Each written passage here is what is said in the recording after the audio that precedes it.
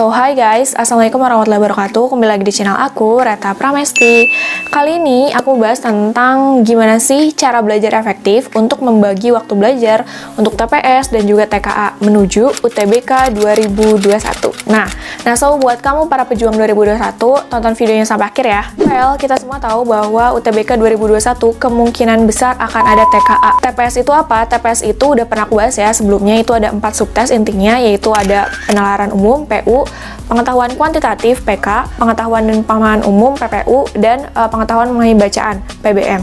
Nah, ini 4 subtes ini, kalau misalnya tahun 2021 itu ada TKA, berarti bakal ditambah beberapa subtes. Nah, ada TKA yang sosum, ada yang saintek, sesuai dengan peminatannya ya, dan sesuai dengan pilihan kamu, mau ikut yang sosum atau saintek. Untuk yang sosum, itu ada ekonomi, geografi, sosiologi, dan sejarah. Dan untuk yang saintek, itu ada matematika, saintek, fisika, kimia, dan biologi. Nah, pertanyaannya, kamu udah siap apa belum nih menghadapi UTBK 2021 yang tinggal 4 bulan lagi? So, aku punya 5 tips penting gimana sih cara belajar efektif untuk membagi waktu untuk TPS dan TKA, oke?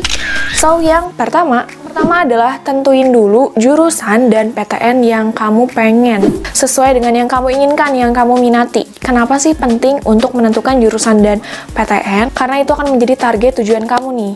Karena kalau misalnya kita nggak punya target, nggak punya tujuan, itu bakal ngawang gitu kan ke depannya juga. Terus kalau misalnya kita lagi nggak semangat, lagi down, nggak bisa untuk mengingat-ingat apa sih alasan aku buat belajar gitu. Tapi kalau misalnya kita udah tahu apa sih jurusan yang kita pengenin, terus perguruan tinggi yang kita inginkan juga, nah kita juga jadi lebih semangat belajar. Karena kan semuanya juga butuh alasan ya. Misalnya kayak, aku pengen jadi sosiolog, aku pengen jadi dokter, aku pengen jadi akuntan, aku pengen jadi editor, jurnalistik, dan lain sebagainya. Itu tergantung dengan minat kamu sendiri. Kalau misalnya belum tahu minatnya di mana, cepet cari tahu. Sekarang udah banyak referensi untuk mencari tahu kepribadian, mau yang gratis, mau yang berbayar, itu ada, oke? Nah, kalau misalnya belum kebayang PTN-nya, nggak apa-apa. Seiring berjalannya waktu, pasti nanti juga akan tercerahkan pikiran kamu. Yang penting jurusannya dulu udah diketahui gitu ya.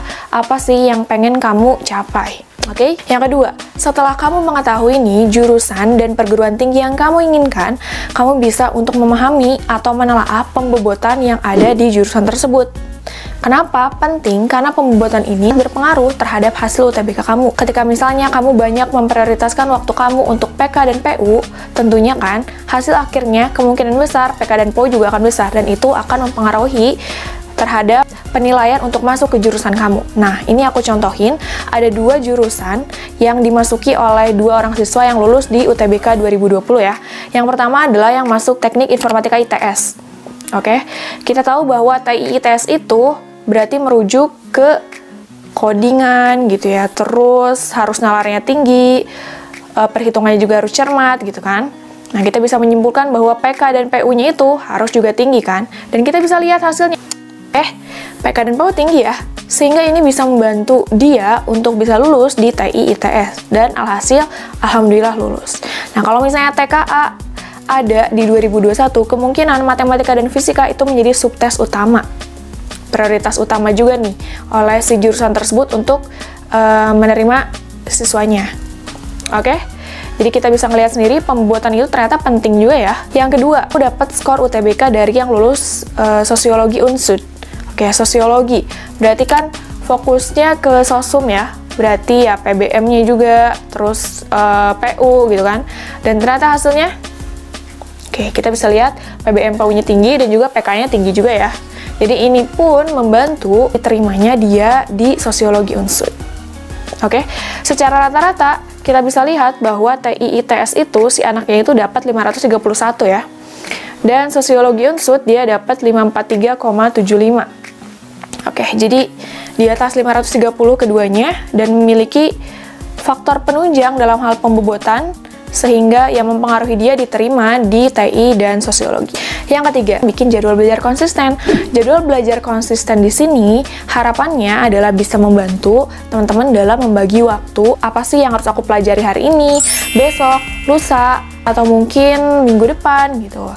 Kenapa jadwal belajar ini penting? Ini juga untuk membuat disiplin gitu ya. Semakin disiplin waktu yang kita tetapkan untuk belajar, kita pun semakin memprioritaskan hal itu. Oke? Penting banget membuat jadwal belajar yang konsisten. Nah, di sini aku mencoba membuat study plan-nya gitu ya. Nah, study plan di sini aku bedakan menjadi 2 minggu. Ada yang minggu pertama sama minggu kedua. Minggu pertama setidaknya bisa menyelesaikan 4 subtes, dan minggu kedua juga 4 subtes. Berikut dengan tryout-nya. Misalnya ini aku contohin ada anak yang pengen ke teknik informatika ITS gitu. Nah, jadwal belajarnya bebas ya. Tapi di sini aku saranin ya sekitar 2-3 jam, atau kalau misalnya nggak kuat 1-2 jam aja, yang penting konsisten gitu ya. Dari Senin sampai Jumat. Misalnya Senin itu karena dia TI kan, berarti harus bagus di PK sama PU. Nah, minggu pertama itu untuk subtes utamanya adalah PK-nya dulu nih, PK, terus fisika, PBM sama biologi. Minggu keduanya PU, matematika, PPU, dan kimia. Berikut dengan tryout gitu. Jadi tryoutnya terserah mau 2 minggu sekali atau 3 minggu sekali. Pokoknya semakin mendekati UTBK, semakin sering itu lebih bagus. Oke? Jangan lupa juga buat me time ya. Jadi jangan sampai belajar terus sampai otak panas, capek kan. Mesin juga kalau misalnya terlalu panas, itu kan bakal cepet rusak gitu. Oke? Yang keempat, itu adalah tryout. Nah, kenapa sih tryout itu penting? Tryout itu kan sebagai uji coba gitu ya, uji coba di antara banyak pesaing. Jadi kalau misalnya kita udah belajar sendiri, tapi kita nggak melihat persaingan di lapangannya, itu sama aja bohong kan? Jadi setidaknya ikut TO gitu lah ya, sebelum UTBK. Nah, di sini aku punya rekomendasi tryout yang berkualitas, terjangkau, dan super worth it gitu ya. Kamu bisa coba, ini dari bimbelterbaik.id. Kenapa bimbelterbaik.id ini recommended? Karena kita bisa untuk memesan paket Curi Star dalam persiapan ke UTBK 2021. Harganya murah banget, kita udah dapat 3 paket Saintek atau Sasum. Dari harga normalnya, dari yang 45.000, menjadi 25.000 aja, jadi dapat diskon kalau misalnya kamu masukin kode referral aku, yaitu Reta Pramesti. Oke, jadi masukin di bimbelterbaik.id, kamu daftar, masukin kode referral Reta Pramesti. Selain itu, kamu juga bisa mencoba tryout gratisnya untuk mendapatkan sensasinya. Oke, jadi nanti rilisnya tanggal 4 Januari 2021, tapi kamu juga udah bisa untuk mengaksesnya sekarang dan pakai kode referral aku ya. Masuk ke webnya bimbelterbaik.id, terus daftar sekarang, masukin nama kamu, nama lengkap ya. Selanjutnya email yang aktif, lalu nomor HP,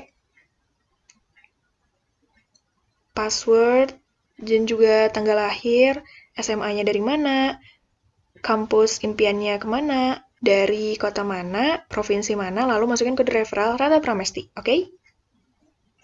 Setelah tadi tahu apa tujuannya, terus apa pembobotannya, gimana cara bagi waktu belajarnya dengan study plan, tryout, yang terakhir adalah evaluasi.